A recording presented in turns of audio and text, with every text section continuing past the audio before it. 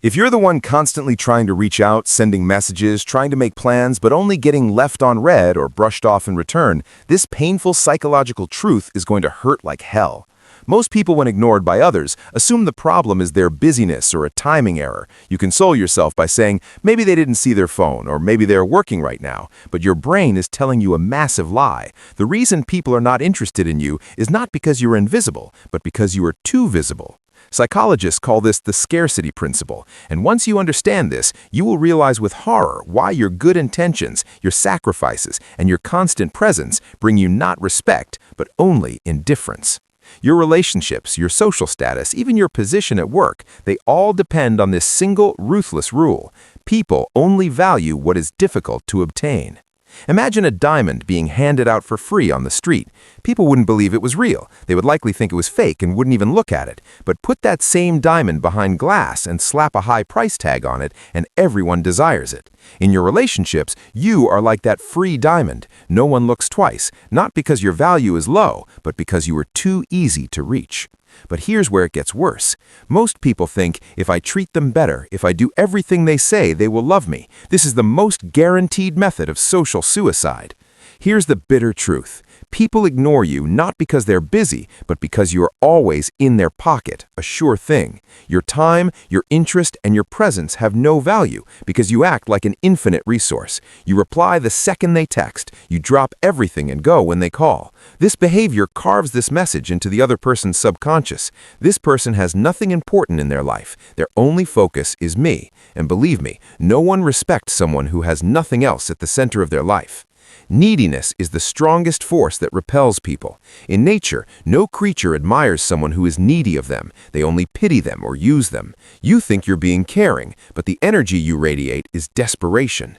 The human brain loves challenges and rewards. The reward mechanism in our brain, dopamine, only works at full capacity when we struggle to earn a reward. You give the other person no opportunity to earn your interest. You present the reward, your attention, on a silver platter before the race has even started. The result, they get bored because they're watching a movie they already know the ending.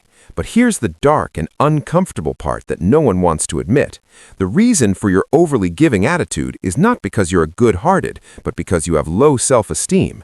You only feel valuable when others approve of you. You're afraid if you say no, you won't be loved. You're afraid if you set boundaries, people will leave. And this fear is a weakness that can be smelled from miles away. People do not want to be extras in a movie where you are not the lead character. The moment you put your own life aside and start living theirs, you cease to be an individual in their eyes and turn into an accessory. Accessories are not loved. They are merely used and tossed aside when the job is done. You are also completely killing the mystery factor. People are not interested in predictable things. What you will say, what you will do, where you will be is so obvious. You're as open as a book, and everyone has already read your last page. When curiosity ends, interest ends. You give them no reason to discover you because you tell them everything about yourself before they even ask. If this made you angry or sad, great. This pain is the slap you needed to wake up. This is not a story of rejection, it's a strategy error. Stop getting angry at people. They're just playing by the rules of human nature. They are not the guilty ones. You are the one who entered the game without knowing the rules. So how do you break this cycle? The solution is not to use teenage tactics like playing hard to get, but to genuinely be valuable. First, discover the power of saying no. Don't be available. Be truly busy. Have your own goals, hobbies, and passions. When someone calls you, if you're busy, don't answer that phone. This is not disrespect. This is respect for your own time. When you respect your own time, they will too.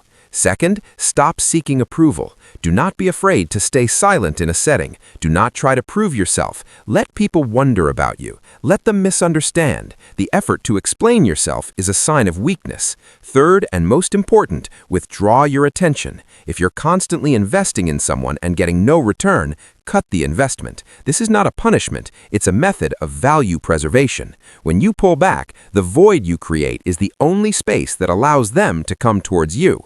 People will only be interested in you when you are interested in yourself and when they feel your absence. No one puts a crown on someone who isn't the king of their own life. Now pick that crown off the floor and put it on your head. The rules of the game have changed.